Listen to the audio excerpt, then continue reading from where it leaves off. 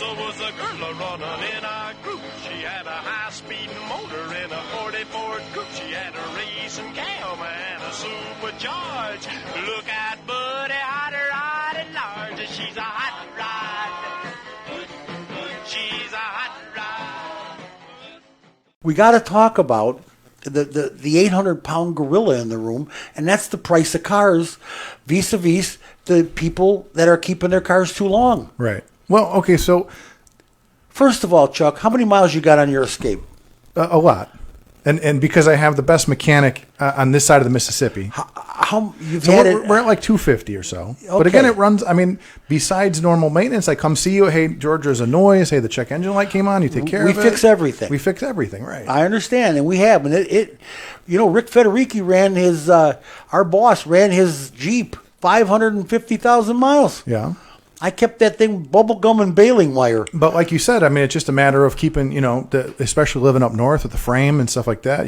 Just this area is terrible. That's the thing is like, if you can keep your frame clean. My grandfather used to come out every time he'd go out and drive in the snow. He'd come home. It could be 10 below zero. He'd get a bucket of hot water and like clean his car off every time.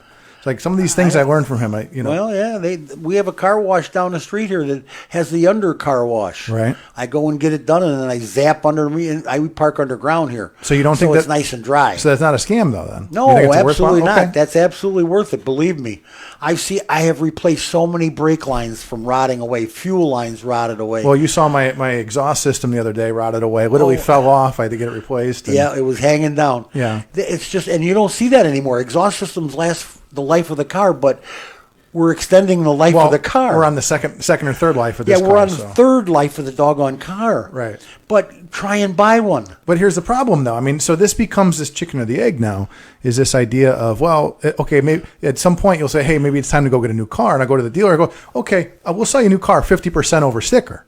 Like, well, what am I going to do, right? The average person is not going to buy that. Right. And remember, they're going to look and say, you're nuts, and they're going to walk away. So going back to my grandfather, again, I've told you about him before. He's one of those guys, he cut out every column from Click and Clack, and he used to talk to me every week about it. Don't forget to do this. And so, same deal. He said, don't you ever buy a new car. He said that was one of his rules. Don't ever buy a new car. Always buy something a couple years old, whatever. So, I mean, I've never bought a new car, and I probably never will. But again, there's, and that becomes a problem is obviously, like you said, the used car market will eventually dry up. But then the other question becomes, you get all these cars that have been sitting around, in a racetrack for the last 2 years waiting for chips. Can you sell those as new cars at that point? Can you sell a 2021 as a new car? Here's a 2021, but it's got 0 miles on it. Right, but it's also been sitting outside. And, again, like in this area. I was up in Michigan the other day. There's cars everywhere. They have just every lot they can. Ford's using and filling them up. So that those cars have been sitting there for 2 years. They got no place to put anything. Right. Well, that's what I'm saying is how can you sell that as a new car when it's been sitting somewhere for? I mean, even the tires. Are the tires going to need to be replaced after sitting for 2 years? I mean, well, tires are 2 years old. By the time you buy that car and keep it 2 years, it's time to put a set of tires on it. Right. So that's 2 years too early. Right. 4 years they start to dry rot a little bit. You can go 5 or 6 and get away with it. Batteries. You just took half the life of the battery. Right. Sat through a couple winters. And, it is what it is. Are those cars going to end up in a scrap heap? Are they going to crush them and start over? Right. Who knows? But I know that the ones that they do have on the lot, you have to pay through your nose for. And I don't care if it's new or used, Chuck. So you had mentioned the one, and this is this one from the other day was now the new one is this Nissan. So there was a dealer that had a Nissan Proto Spec, which I don't know. That's their new electric vehicle. Okay. So the Nissan Z Proto Spec has a price tag of about $55,000. The dealer was trying to sell it for $130,000. My God. So the other question, chicken or the egg on this, is going to become, we now know like with Tesla and stuff like that, this idea that Tesla's eliminated the middleman. You can, this isn't like the old days where you go in and say, I want this, and this, rust proofing. You go on Tesla's website, there's guys right now that have already picked out the upholstery on their Cybertruck that won't even be built for 2 years. You know what I mean? So I understand. And the Tesla thing, this whole, the electric vehicle tax abatement and all this $7,500 that we're getting from our benevolent government. Right. Hell, Tesla just raised their price $8,300, and the Mustang Mach-E went up $7,800. So and the Ford F-150 went up $7,300. Well, and that's the same joke about like student loans, is that your student loans going to get $10,000 knocked off, and they're going to raise the price to $12,000. So I mean, again, that's how banking, that's how government, that's how inflation, that's how this works. Well, the car business has never been under the rule of the government before. Right. It's always been a great Well, business. I mean, when it got bailed out, though. Well, that's kind of ever since when it got bailed right. out, they have been in jail. Right. And a lot of people in Washington have a lot of fingers in Detroit. But also, you have an interesting thing happening with a lot of the older car manufacturers were pretty much all union, and now the new manufacturers, Rivian, Tesla, all these guys are not union. Nope. So guess who's getting the favored status from the federal government? All the European cars and the Asian electric cars, European and Asian electric cars that are made here in the United States are non-union. Right. There's only one place there's union. And that's one. It's three: General Motors, Chrysler, and Ford. Right. The big three or the old three. The old three. And Yeah. Stellantis is not real happy about Chrysler being union, but they don't have much of a choice. They bought it that way. Right. They bought into it that way. So you don't know what kind of labor you're getting. You know if they're trained. You don't know what. Yeah, the union, it's not that I'm against union or for union. I just know that you get your best trained people from a union. Right. That's where, and I want the best trained guy putting my car together. Because let me tell you about help right now and what kind of help we're getting. My shop, knock on wood, I got a great crew and I fight hard to keep them. And that's the way it is. But I get parts in boxes from my parts store, have the right part number on it, the wrong part in the box. Sure. It's just how it is. It's just how it is. They'll send the guy with a delivery, and he will go right past my place and deliver my part to somebody else. And all this stuff becomes frustrating because of the people you're dealing with. Right. You got to remember what you're dealing with. But then you look at the Mexican UAW, and they're getting $14 to $48 a day to work on that plant in what the hell was the name of that Pueblo? It's insane. That's a VW plant in Pueblo. Mm-hmm. They're getting $48. If the highest paid worker's getting $48 a day, that's still $14 an hour. Yeah. Or $4 an hour. Excuse me. Right. 4 or 5, but whatever, or 6. That's fine. $6 an hour. The other guys are making $2 at $14. So come on, give me a break. It's just not. We got to get somebody's got to get the regulations out of the car business so that we can get this back to normal. We got to get our chips. We got to get these cars built. Somebody's got to step in and say, "Hey, that's enough." I wonder if it will be California. Do you think it'll be California? The land of fruits and nuts. My favorite place. You know that's my favorite place. They got a governor out there. I think the governor's mansion is in a tree out in California. You're going into politics, George. I know. But we got to talk about this because he's the one that says 2035 we're going all electric. Okay, so let's set up this thing real quick. We'll talk about this after the break. So California has banned the sale of new gas-powered cars by 2035. So we've been talking a lot about when is this going to start happening? Especially, we knew it would be California, New York, places like that.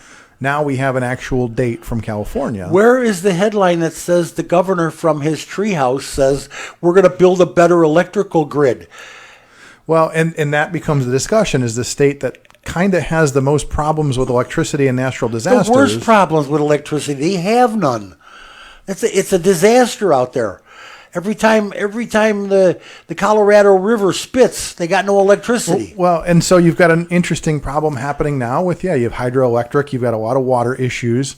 And so there's an interesting thing where the question becomes, and I'm sure you've seen these videos before, where there's 50 Teslas lined up for one charger, during a holiday weekend or something. So we're starting to see, even like in Indiana, and I think Illinois is doing it, you're starting to see subsidized charging facilities and things like that. So again, when somebody wanted to build a gas station, the government wasn't subsidizing it. Now, that's the new call off for work. I can't get to work. I have to wait for a charging station. I'll be 2 hours late. Right? I'll be 2 hours late because I got to wait for a charging station to get enough power to go 20 miles. I mean, this isn't right, Chuck.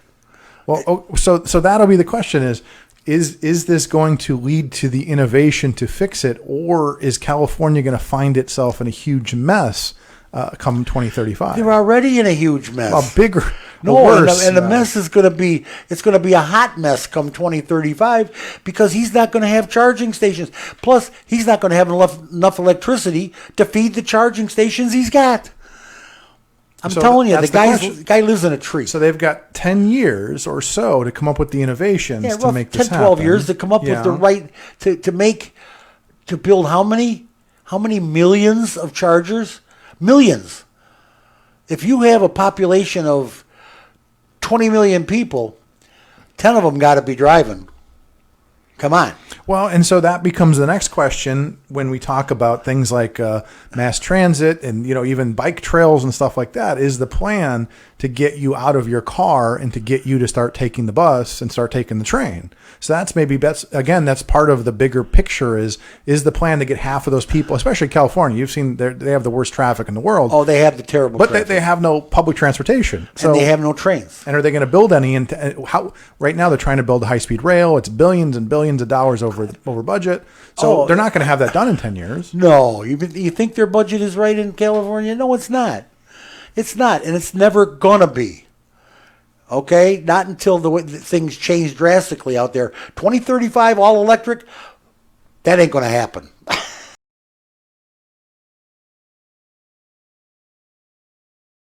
Chuck and I are talking about the things that are really probably the most important right now.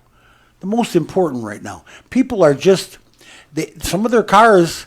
People are having cars, Chuck, that they can drive to the store and that's it. Well, and so what I was thinking about when we were talking about California is I started thinking about Cuba. Been to Cuba and I saw those cars from the 50s. Yeah, you did. And I mean, that became just the part of their livelihood was we got these Chevys from the 50s. We're going to keep them going.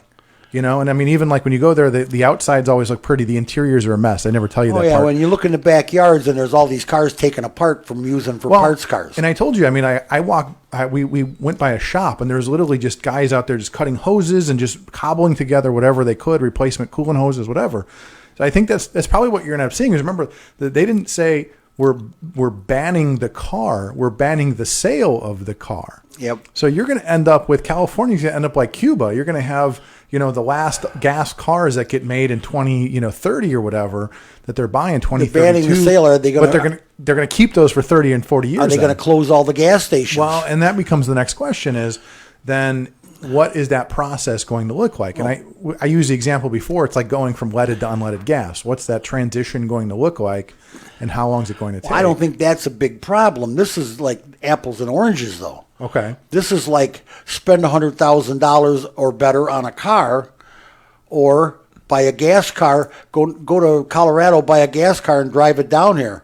Well, and so it's interesting. I was actually reading an article about the Los Angeles airport. Have you heard this article yet? No. The Los Angeles airport, all of the equipment, the buses, the fire trucks, everything that exists. And again, this could be like an urban legend if somebody wants to correct me, that the equipment at the Los Angeles airport couldn't meet the California emission standards. So if you go to the LA airport, everything's got Montana license plates on them. Because even the government couldn't meet their own regulations. They had to license them in Montana. So there's a company in Montana. So if you go to like LA airport, now that's an interesting story. And so again, even government equipment, they couldn't even find the equipment to meet their own mandates. So how are you, a small business, some guy that's running a trucking company or running you're doing whatever. I mean, here's the other thing I was thinking about. What's going to happen to like backhoes and all the equipment that you need to build a road, all the equipment. So are all these cranes? You go downtown, there's cranes everywhere. Are they going to get converted to electric? I mean, I know a lot, like I know a lot of the building ones are, but I mean, think about all the cranes you see every day. Are those all going to get converted to electric? All the backhoes, the bulldozers? When California says they're not going to allow gas-powered vehicles, are they talking about heavy equipment? So that's the question. Semis? Are they talking about cranes? I mean, there is equipment that it's so specialized. There are certain pieces of equipment, like to build a road, that look, they run off of diesel. They're big, ugly, dirty things covered in tar, burned diesel. You're not going to electrify those. And if you did, nobody's making them. So if there's one guy that makes this device to, work on the railroad, to work on the roads, they're not going to say, hey, well, you can't use that anymore because it's not green. My God, what is the cost going to be to electrify trains? Well, so they're already doing that. So I know they're doing it to a point, but so the federal government is subsidizing. So it's an interesting story. They're subsidizing for transit. They're basically taking their diesel engine and turning it into a hybrid. It's basically going to be a giant version of like the Leaf or whatever, or the Prius. So it's literally going to be a giant locomotive Prius. It's a hybrid. It will run combination of diesel generator to charge the batteries. And again, the question becomes, now you've got a diesel engine and batteries on a locomotive. What's kind of constellations are you going to have to make for towing ability, the weight it can pull, how many cars on that train? Because railroad to make a profit relies on extra long trains. They're doubling the size of their trains. Oh yeah, they're trying to make a buck, and you're going to have a Prius pulling that. You better have 4 or 5 of them. Well, that's what they're going to end up doing. I don't get how they can say no more gas cars after 2035. People will go out of state and buy them because they can't close all the gas stations.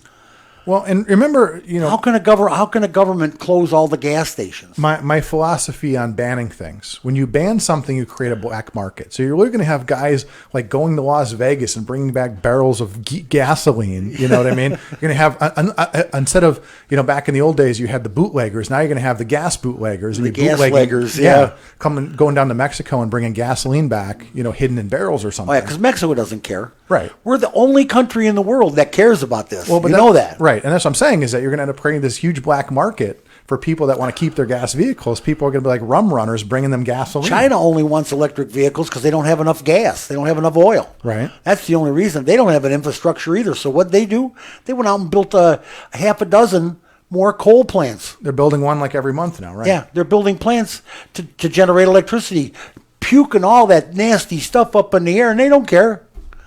They don't care. Nobody cares. There's maybe 4 or 5 countries that give a darn, and everybody else just doesn't care. They're not paying attention, or they just don't care.